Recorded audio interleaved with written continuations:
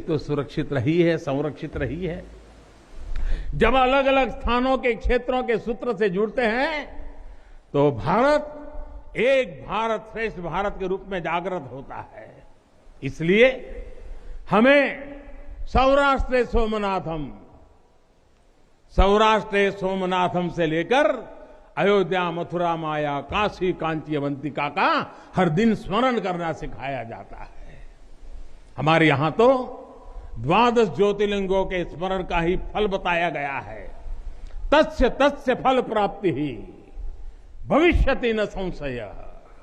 यानी सोमनाथ से लेकर विश्वनाथ तक 12 ज्योतिर्लिंगों का स्मरण करने से हर संकल्प सिद्ध हो जाता है, इसमें कोई संशय ही नहीं है। ये संशय इसलिए नहीं है क्योंकि स्मरण के बहाने पूरे भारत का भाव एकजुट हो जाता है। और जब भारत का भाव आ जाए तो संशय कहां रह जाता है, असंभव क्या बचता है। साथियों, ये भी सिर्फ संयोग नहीं है कि जब भी काशी ने करवट ली है, कुछ नया किया है, देश का भाग्य भी बदला है।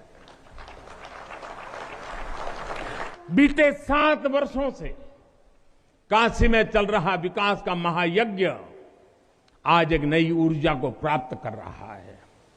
काशी विश्वनाथ धाम का लोकार्पण भारत को एक निर्णायक दिशा देगा, एक उज्जवल भविष्य की तरफ ले जाएगा। ये परिसर साक्षी है हमारे सामर्थ्य का, हमारे कर्तव्य का।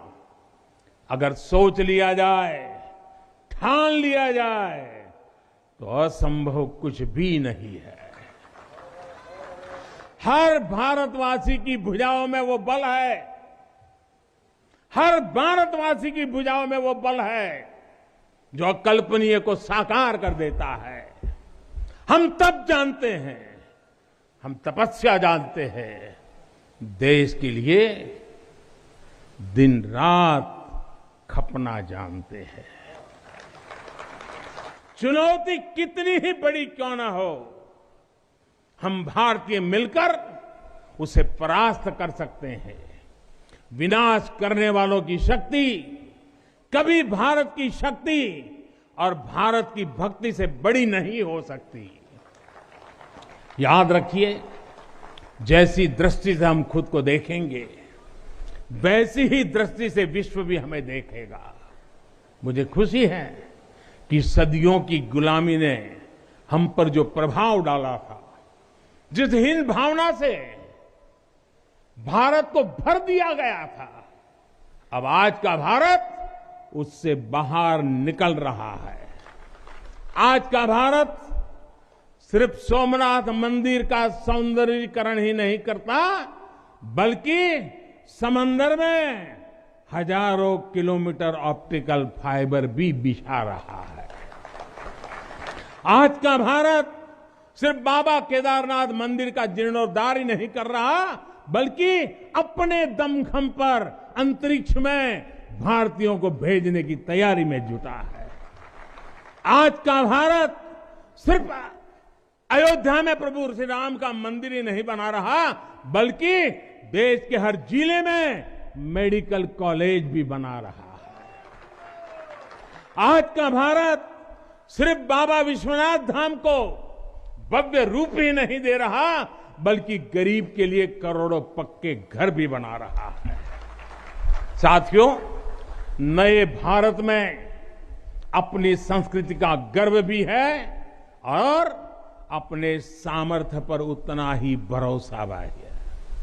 नए भारत में विरासत भी है और विकास भी है। आप देखिए, अयोध्या से जनकपुर आना जाना आसान बनाने के लिए राम जन्म की मार्ग का निर्माण हो रहा है। आज भगवान राम से जुड़े स्थानों को रामायण सर्किट से जोड़ा जा रहा है और साथ ही रामायण ट्रेन चलाई जा रही है।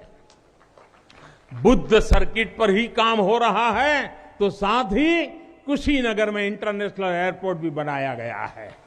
करतारपुर साहिब कॉरिडोर का निर्माण किया गया है तो वहीं हेमकुंड साहिब जी के दर्शन आसान बनाने के लिए रोपवे बनाने की भी तैयारी है।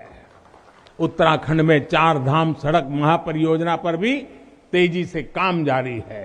भगवान विट्ठल के करोड़ों भक्तों के आशीर्वाद से श्री संत ज्ञानेश्वर महाराज पालकी मार्ग और संत तुकाराम महाराज पालकी मार्ग का भी काम अभी कुछ हफ्ते पहले शुरू हो चुका है।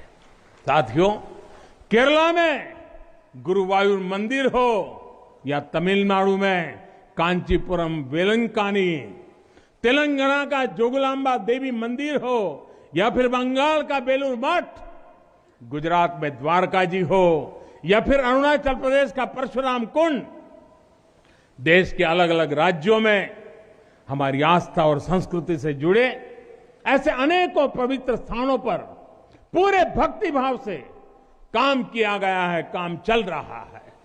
भाइयों और बहनों, आज का भारत अपनी खोई हुई विरासत को फिर से संजो रहा है। यहां काशी में तो माता अन्नपूर्णा खुद विराजती है।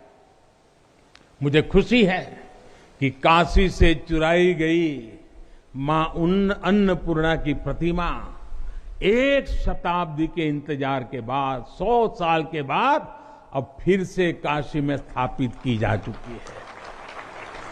माता अन्नपूर्णा की कृपा से कोरोना के कठिन